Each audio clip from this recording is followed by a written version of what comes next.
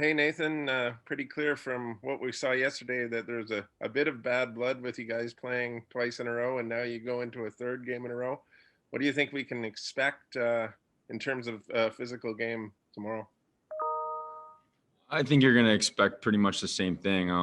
Kind of expected this was going to happen this season with, playing the same team over and over again. It's almost like a playoff series. So, most important thing is we've got the first 4 points, and to sweep the series right off the hop would be very important for us. So we expect a big game out of them for sure.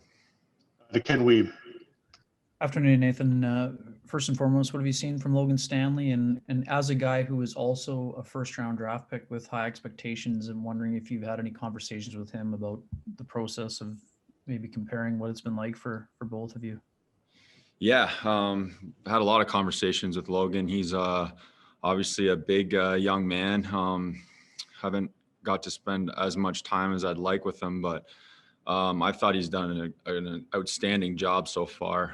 It's not easy to step into this league and play and make an impact right away, and I think he's done that, especially under the circumstances we've had this year with no exhibition games and no feeling out processes. So I thought he's stepped in. He's looked real mature, real steady, and he's used his size to advantage. So I thought he's done a good job so far. Go ahead, Josh.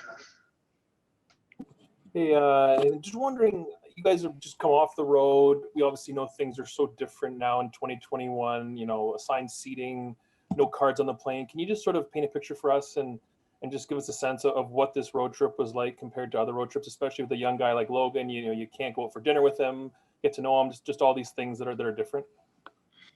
Yeah, that's one of the treats of being in this league is you get to go to cities and experience that type of city, the restaurants, and getting around to get to do stuff, shopping and stuff. So it's obviously been a lot different. Like I mentioned earlier, it's more of a playoff situation where you got a lounge room and you kind of try to hang out as much as you can, social distancing in that room. So in that regard, it's a little more taxing on the brain, not being able to move around the city and get out and get some air. But we all signed up for this. We knew that what it was going to be like. It's obviously different, but there's 30 other teams in the same boat.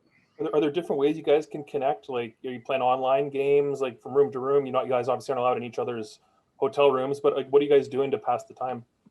Yeah, I do know guys do play video games. I'm not a big video game guy on the road, but it's just kind of old school, just hanging out, telling stories in the lounge, and you can't do as much as you can. So it's actually a great opportunity for the team to bond. You can't be all at the same table, but if you can get a group of guys in a big room, it's just kind of like old times, just telling stories and hanging out. And I think it actually helps a team get to get physical or play that physical part of the game. You mentioned you kind of expected these, I'll call them mini series, if you will, to get a little bit physical, particularly near the end of it. I'm just wondering, do you think it helps police the game, this style of schedule, and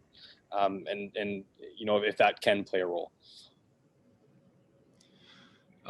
Yes and no. It's definitely going to keep guys honest, because more often than not, you're going to see them the following night or a couple nights after. But this is what we expected. Every team, you're going to see bad blood within the two. It's only normal as a hockey player when you play a team over and over again. There's something bound to happen. So we expect it. We embrace it. We feel like we're a hockey club that can play any style of game a team wants to. If we want to get physical, or we want to use our skill and our speed and our size, I think we're up for it. So we're built for this season, and I think it's shown thus far. We've done a great job. Guys have really showed up. Carter Brooks from Game On Magazine. Hey, Nate, sticking with the theme of back-to-back games, you mentioned the phrase sweep the series earlier today. Do you look at this somewhat as maybe like a baseball season schedule? And if so, what are some of the benefits that you think that this layout might have on you guys as a team? Well, yes, it definitely is kind of like a baseball series, which is, new to us, obviously. But, the biggest thing going into these series is you want to get the first one. I think that sets you up for the following games. You don't want to get behind the 8 ball right away and be chasing it. So I thought we did an outstanding job going into another team's building. And, our first game was pretty good, and I thought we dominated last night. So we're going to carry that over, and, we're still hungry. We're going to be coming out. Thanks, Nate. To Mike McIntyre. Nate, judging by social media mentions, Jets fans are getting pretty sick of seeing the Kachucks already. You guys are going to face them between Matthew and Brady, I think 19 times this season. You were mixing it up a little there with Brady. What's it like to face those two guys specifically, who obviously are very good players, but kind of can play all kinds of different ways? Yeah, I mean, kind of unfazed by it. They do what they need to do, but when you get to the end of the day, it's all about wins. And, we've had some success early on, and like I said, our team's unfazed by it. So we're just going to keep doing the same thing. Thanks. And last question to Ken Weeb. Just kind of off topic, but on the topic of social media, how has the growth and explosion of social media impacted, you as a player and just the game in general, in terms of, you always hear about trying to block out the noise, but does that become more difficult when guys have more time on their hands, and naturally you're probably on your phone a little bit more than maybe you were earlier on in your career? Definitely does. I learned pretty quickly, easily in Montreal. That wasn't a tough thing to adapt to. Well, it was, but you learn. So, I've actually had a couple talks with the younger guys about it, and it's easy to get caught up in it. I know that firsthand, and especially being, stapled to your hotel room for a lot of the time.